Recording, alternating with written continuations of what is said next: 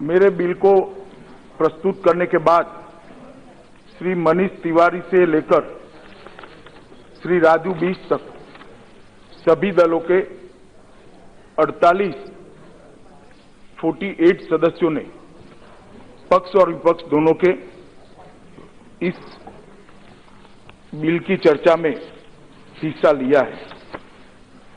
महोदय, मैंने पहले ही कहा कि बिल लाखों करोड़ों शरणार्थियों के यातनापूर्ण नर्क जैसे जीवन से उनको मुक्ति दिलाने का साधन बनने जा रहा है और मुझे बहुत आनंद है कि आज ये लाखों करोड़ों शरणार्थी जो भारत के प्रति श्रद्धा रखते हुए हमारे देश में आए थे, उनको नागरिकता और संवैधानिक सम्मान देने का काम ये बिल के माध्यम से, जब ये बिल पारित होगा, हो जाएगा।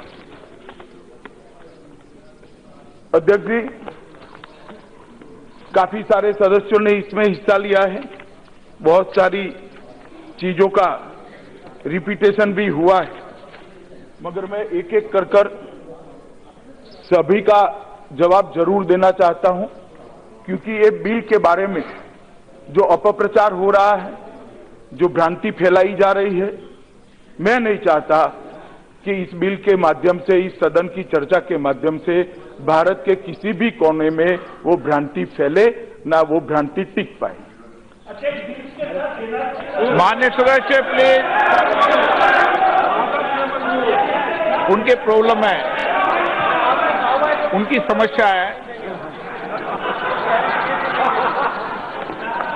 सभापति महोदय, श्री मनीष तिवारी जी ने सबसे पहले और बाकी काफी सारे सदस्यों ने, अंत तक श्री प्रेमचंद्रन जी और बाकी सारे सदस्यों ने, शशि थरूर जी ने भी आर्टिकल 14 का हवाला देते हुए इस बिल को गैर संवैधानिक करार दिया। मैं माननीय अध्यक्ष जी सभी सदस्यों को, इस सदन को और आपके माध्यम से सदन के सदस्यों के माध्यम से पूरे देश की जनता को कहना चाहता हूं कि किसी भी डायमेंशन से ये बिल गैर संवैधानिक नहीं है, ना आर्टिकल 14 का उल्लंघन करता है। आर्टिकल 14 में जो समानता का अधिकार दिया है, उसके तहत मैंने पहले भी कहा कि रीजनेबल क्लासिफिकेशन के आधार पर कानून बनाने से आर्टिकल 14 में कोई रोक नहीं है। अब मैं थोड़ा इसको एक्सप्लेन करना चाहता हूं, थोड़ा बैकग्राउंड में जाना पड़ेगा। हो सकता है मेरी बात सबको अच्छी न लगे, मगर सुनने का धैर्य भी रखना चाहिए, क्योंकि इसी में से एक कैसे गैर संवैधानिक नहीं है इसका तर्क खड़ा होता है। मान्यवर, अच्छा तो ये था कि इस देश का विभाजन धर्म के आधार पर न होता। अगर ये देश का विभाजन धर्म के आधार पर न होता तो बिल लेकर मुझे आने की जरूरत ही नहीं पड़ती। इस देश का विभाजन धर्म के आधार पर हुआ, ये वास्तविकता है। वास्तविकता को इस सदन ने स्वीकार करना चाहिए। जब विभाजन धर्म के आधार पर होता है तो आप इसको स्वीकारे बगैर आगे नहीं चल सकते हो।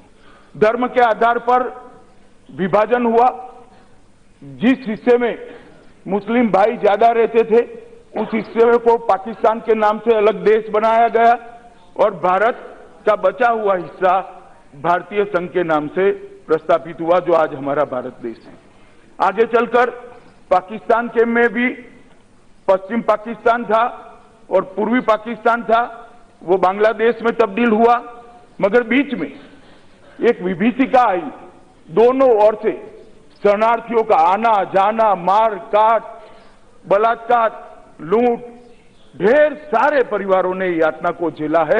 जिन्होंने विभाजन की यातना को झेला है वो ही बता सकते हैं मान्यवर कि ये यातना कितनी कड़ी और कठिन। मगर इसके बाद क्या हुआ मान्यवर? नेहरू लियाकत समझौता हुआ।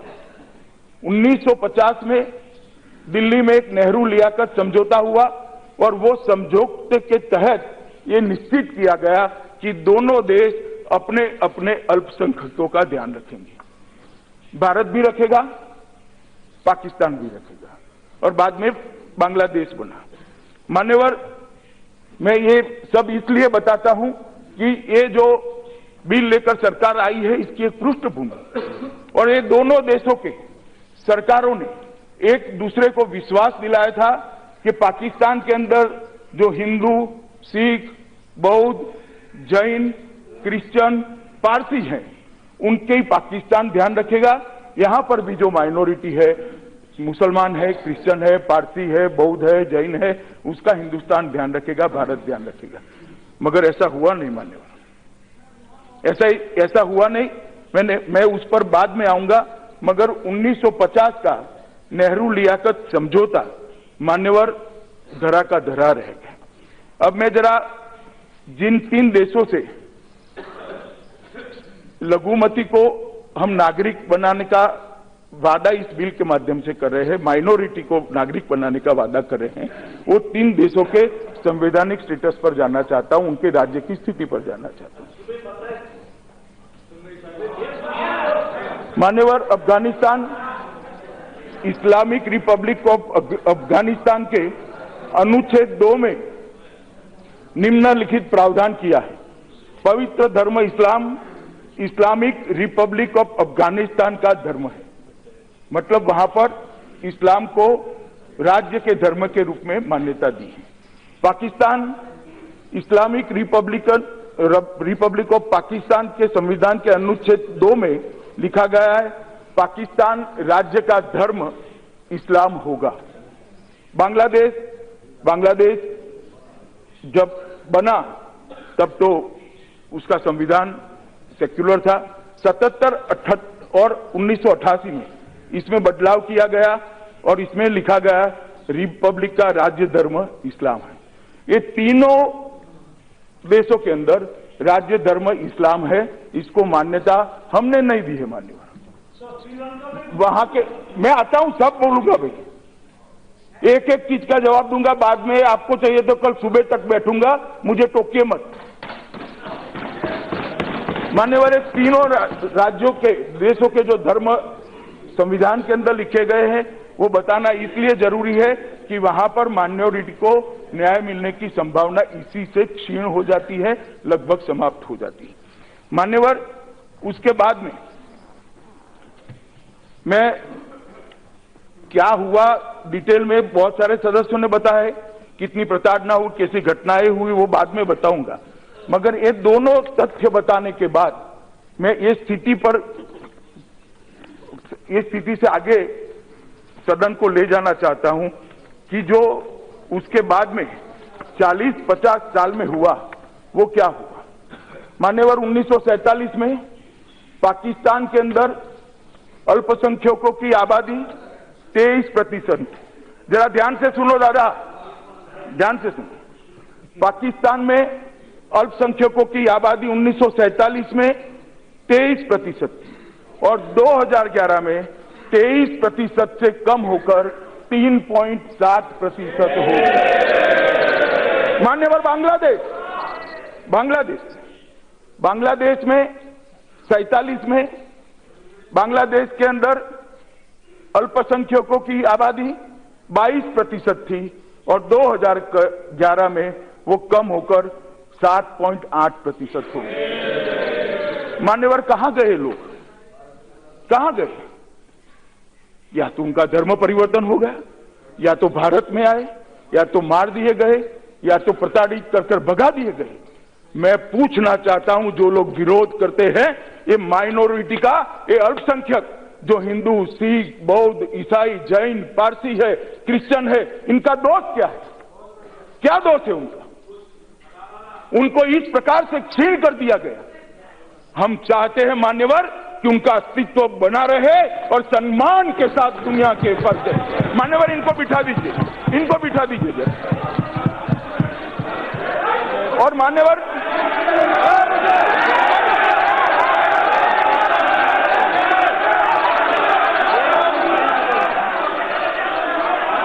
बैठ जाओ भाई, मैं आता हूं, इस पर भी आता हूं। मैं इस पर भी आता हूं। मान्यवर ये ठीक नहीं है, मान्यवर ये ठीक नहीं है, इनको आपको रोकना चाहिए मान्यवर। और आप लोग, पूरी दुनिया देख रही है, भारत के संविधान को कोई कह रहा है कि हिंदू राष्ट्र बनने जा रहा है, भारत का संविधान पक्षपात कर रहा है। मैं आज आपको बताना चाहता हूं भारत में क्या हुआ मान्यवर। भारत के अंदर 1951 में, भारत के अंदर 1991 में 84% हिंदू था और 2011 में वो 84% से घटकर 79% हुआ। यहां पर आबादी नहीं बढ़ी है, वहां पर आबादी बढ़ी है। और मुस्लिम 1951, सुन लो भाई, 1951 में मुस्लिम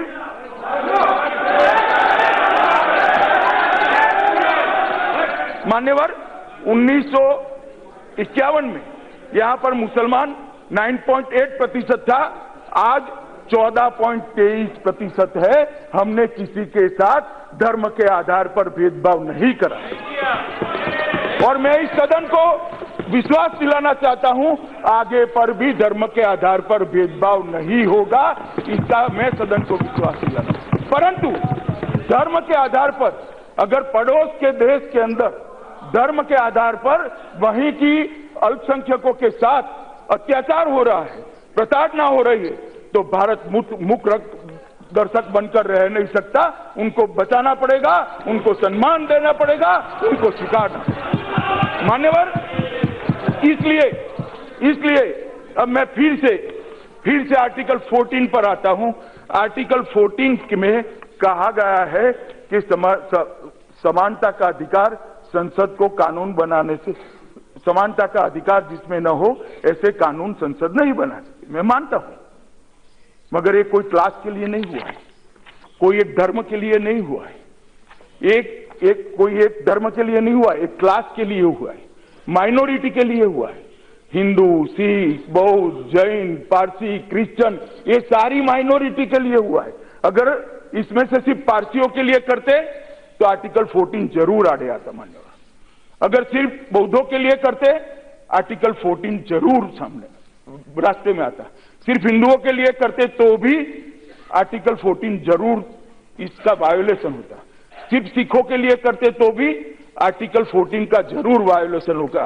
मगर एक प्रताड़ित क्लास के लिए, प्रताड़ित माइनॉरिटी के प्रोटेक्शन के लिए अगर कानून करते हैं तो आर्टिकल 14 कहीं पर। और मान्यवर, कई सारे ऐसे कानून हैं, ये सारे विद्वान लोग बैठे हैं, मुझे जवाब दे।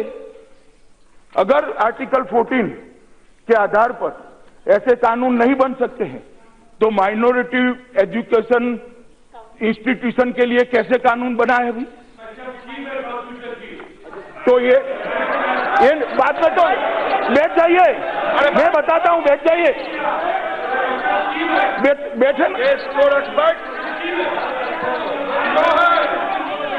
ओवैसी जी, एक मिनट बैठिए ना। तो वो आर्टिकल 14 को वायलेट नहीं करती है? क्यों नहीं करता है? वो भी करेगा मान्यवर।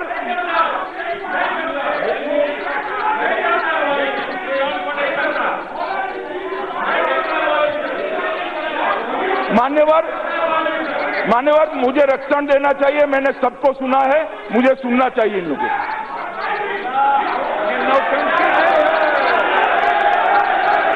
कल्याण बनर्जी नौटंकी बैठ जाइए। कल्याण बनर्जी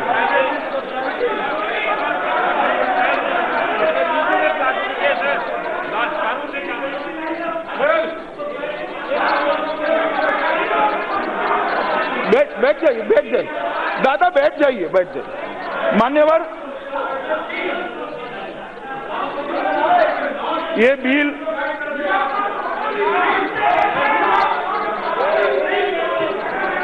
आप बैठ जाइए। नहीं, ऐसा नहीं बैठाना पड़ेगा मान्यवर, ऐसा भाषण नहीं हो सकता। मान्यवर, मैं अभी भी कहना चाहता हूं कि जो बिल है वो किसी के प्रति, किसी भी धर्म के प्रति भेदभाव से युक्त नहीं है। केवल और केवल उन लघुमतियों के प्रति ये बिल एक पॉजिटिव भाव लेकर आया है जो ये 3 देशों के अंदर प्रताड़ित है, और जो प्रताड़ित है वो शरणार्थी, वो शरण में आता है। माननीय, वो घुसपैठिया नहीं हो सकता, वो भाग कर आया है, वो वहां से भाग कर आया है हमारी शरण में। मान्यवर, वो उसको घुसपैठिए का स्टेटस हम नहीं दे सकते मान्यवर। इसलिए मैं कहता हूं कि ये रीजनेबल क्लासिफिकेशन के आधार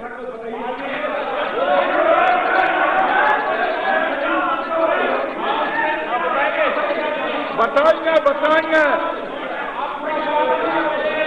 पूरा जवाब सुनो। माननीय सदस्यगण, मैं फिर आपसे आग्रह कर रहा हूं, आप पूरा जवाब सुनो, बीच बीच में टोका टोकी नहीं किए कोई। और मैं आपके माध्यम से सारे लोगों को कहता हूं, किसी भी माननीय सदस्य को बैठे बैठे वक्तव्य देने की इजाजत नहीं है।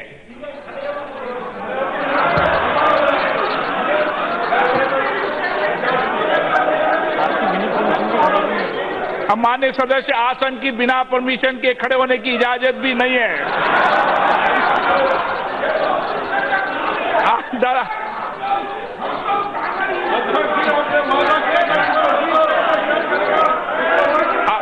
चलो, हाँ, हो माननीय सदस्य। माननीय अध्यक्ष जी, मैं सबको कहना चाहता हूं कि अध्यक्ष जी जो अनुमति देंगे वो सारे सवालों के जवाब मेरे भाषण के बाद भी दूंगा। कृपया मेरे भाषण में आप मुझे बोलने दीजिए। बाद में आप सवाल पूछे दादा, बीच में खड़े मत हो। तो ये बिल ना आर्टिकल 14, ना 21, ना 25 किसी का वायोलेशन करता है मान्यवर। ये पूर्ण रूप से संविधान की दृष्टि से ये बिल ठीक है। अपने मनीष जी ने कहा कि यूएन कन्वेंशन ऑन रेफ्यूजीज और यूएन प्रोटोकॉल ऑन रेफ्यूजीज 51 और 67 का हमने साइन किया है। हमने कभी साइन नहीं किया है। आपकी तो क्या बोले?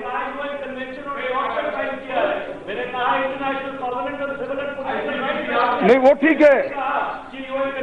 है, मगर हमने कोई रेफ्यूजी पॉलिसी को स्वीकार नहीं किया है। और शशि थरूर जी ने कहा, मैं फिर से श्रीमान राजनाथ सिंह जी ने जो कहा है सदन के सामने रिपीट करना चाहता हूं, ये सरकार मानती है कि कोई रेफ्यूजी पॉलिसी की जरूरत नहीं है। हमारा कानून पर्याप्त है। भारत सरकार तय करे वो सारे रेफ्यूजी को शरण दें।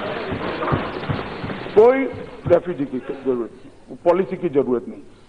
उन्होंने कहा, बहुत अच्छा इतिहास का उदाहरण दिया कि पारसी गुजरात के किनारे आए, एक दूध का ग्लास भेजा राजा ने, उन्होंने अंदर शक्कर डाली और उन्होंने कहा कि हम घुल मिल कर रह जाइए, ये हमारी परंपरा है। पारसी को स्वीकार लिया। मनीष जी भूल गए, पारसी भी धार्मिक रूप से प्रताड़ित होकर आए थे, वैसे नहीं आए थे। जब उनको ईरान से भगाया गया, उनका धर्म, पारसी धर्म अस्तित्व में खतरे में आया, तब भारत ने शरण दी थी। और आज भी जो जिनको धर्म खतरे में आया, जिनको अपने परिवारों का प्रोटेक्शन करना था, वो आए, उन्हीं को हम शरण दे रहे हैं। मनीष जी, आपने जो उदाहरण दिया वो आपके ही दलील के खिलाफ है। उन्होंने क्या कहा? भाई नहीं, मैं उदाहरण की बात कर रहा हूं। माननीय अध्यक्ष जी, उन्होंने एक बड़े शान से एक शेर पढ़ा कि लम्हों ने खता की थी और सदियों ने सजा पाई थी। मैं यही कह रहा हूं, लम्हों ने सजा की थी, लम्हों ने गलती की थी, खता की थी और सदियों ने सजा पाई है।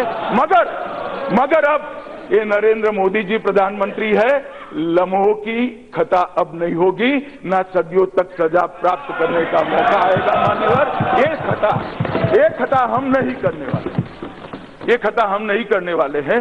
किसी भी व्यक्ति को अपने परिवार की बहन बेटियों को, बहुओं को बचाने के लिए हां ना पड़े और हम न ले, उसका धर्म बचाने के लिए हां ना पड़े और हम न ले, हम उसको नागरिकता दे, ये गलती हम नहीं कर सकते मान्यवर। हम जरूर उनको स्वीकारेंगे, संवैधानिक सम्मान भी देंगे और पूरे